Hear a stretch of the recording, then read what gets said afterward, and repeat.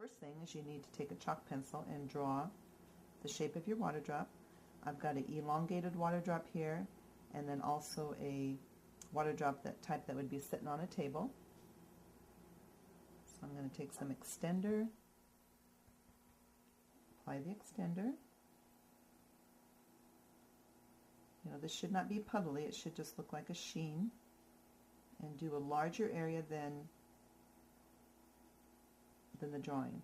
You don't just want to fill in the drawing because it dries from the outside in.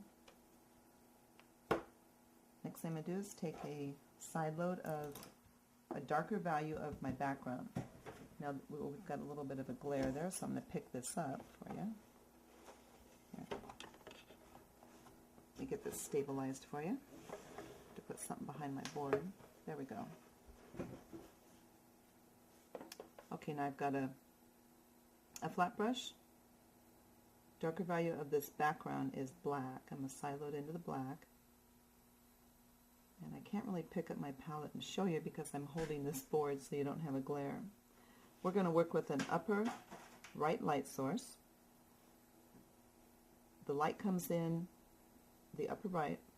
It goes through the water drop because it's transparent, and then it cannot go through the surface. Say if this is a table, or if it's a leaf, or if it's a apple or something, it cannot go through the surface, and therefore the light bounces back into the water drop, and that's how you get all those little reflections and highlights into the water drop.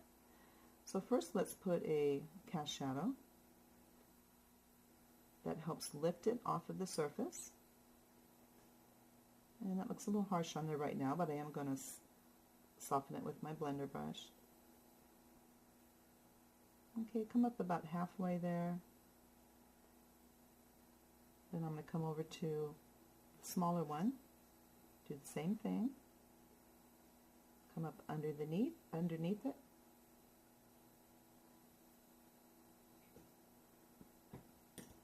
Then I'm going to you can take a dry filbert and blend to soften the underblended line. That would be this outer line here.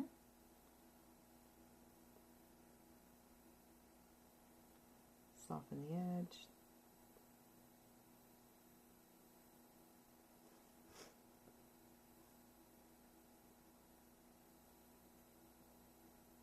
Okay, I'm just barely touching. This extender leaves it open so you've got time to blend. Maybe you don't want anything too harsh on this water drop. Everything should stay very transparent.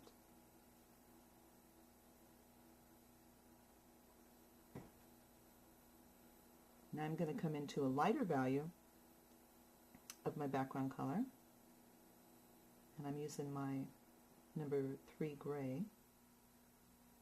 And I'm going to put a highlight opposite the cast shadow.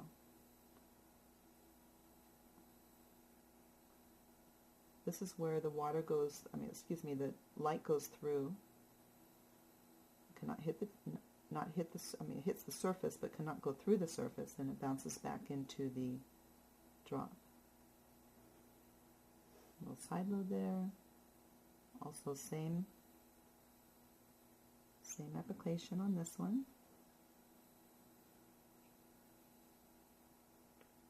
Pick up a little more paint.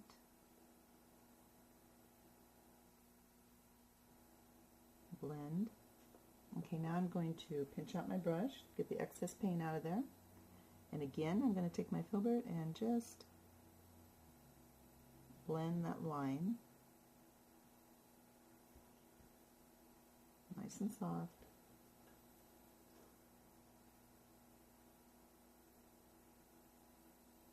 And I'm just barely touching the surface, just with the tip of that filbert.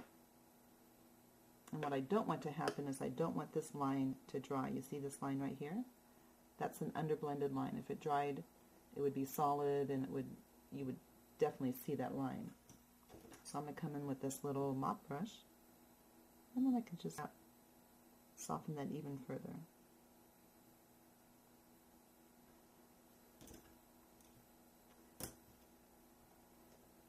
Now I'm going to go back to my dark, which is my black. And where it's entering, a little bit of dark where it's entering.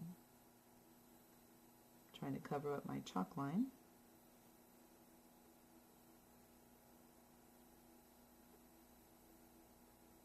So you would think it would be lighter where it's entering, but actually because the drop and the water drop is clear, the light goes right through it, but then it gets trapped and bounces back and reflects into. Same thing on this one.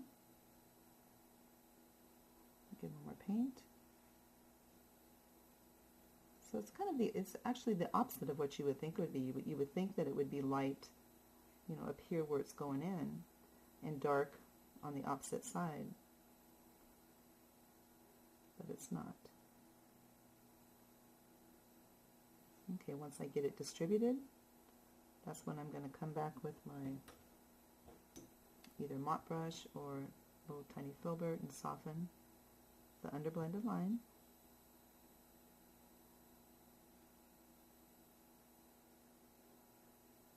And that's actually what we're doing, is we're building the form of the drop. Oh, getting out of camera there. So now what I'm going to do is I'm going to dry this. Before I dry it, I'm going to come in with some water. If you come in with a clean brush, you can lift some of this chalk line off. Also, after it's dry, you can erase that chalk line if you need to. But you got the picture. And I'm going to go dry this, and I'll be right back. I've gone ahead and dried the surface with the hairdryer. Also, I have erased the graphite lines. So I'm going to put some more extender on. I'm going to continue to build smaller areas of light and smaller areas of dark. And if you think of this as a value scale, it's a lighter value and a darker value of the background. Let me get the glare off there for you.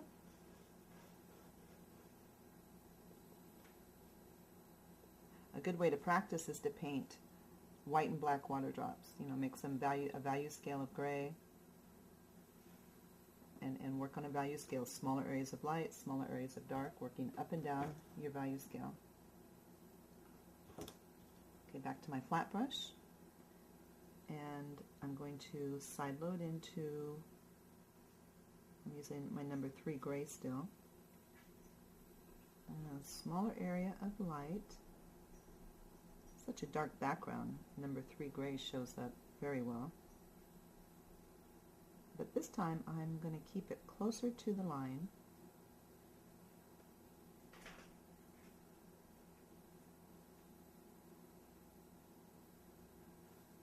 Same thing with this one.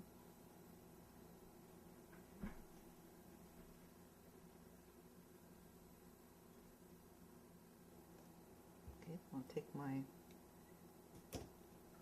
dry filbert and just tickle the line. Side load into my black. Smaller area of dark cast shadow. Tucked right underneath that lightest area I just put on there.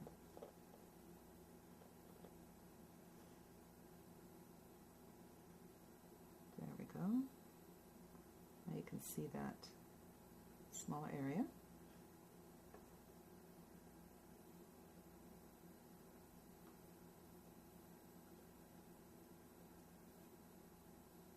Okay, I'm just barely going to soften this one. You can just see a little tiny bit of a line right here. Smaller area of dark in the upper entry area.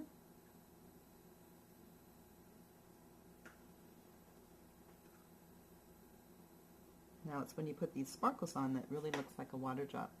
This is the part that you're building the form. And now we're going to make it interesting. Find my little liner brush. I'm going to go into a lighter value of gray. And when you put these on, it doesn't take much paint. Just a little bit of paint on your liner brush. Follow the outside shape contour of the object. Like this one is elongated, so my sparkle highlight is going to be elongated. And then this is where it's coming in. As it's exiting, you're going to have two little dots. Preferably not the same size. Same thing over here. Following the outside shape of the object. Some more paint. And two little sparkle highlights.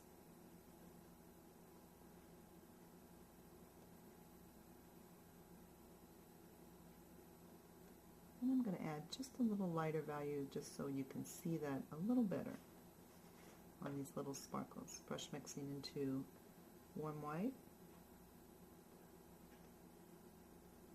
See if that shows up a little better. And just remember, you're painting a transparent object, and every step of the way it should stay transparent. This is a floral I did. You can purchase the instructions to this floral on the Art Apprentice online in the e-packet. It's called Life Cycle of a Rose. And here you see some water drops on flowers, and see how this is a yellow rose with some red, dark red areas. And see the cast shadow here is darker red, and this lighter area here is a lighter yellow. And if you come down to the leaves, same thing, you can see that the cast shadow area is a darker green, and the highlight area is a lighter green. So it's just lighter and darker values of the object that it's sitting on.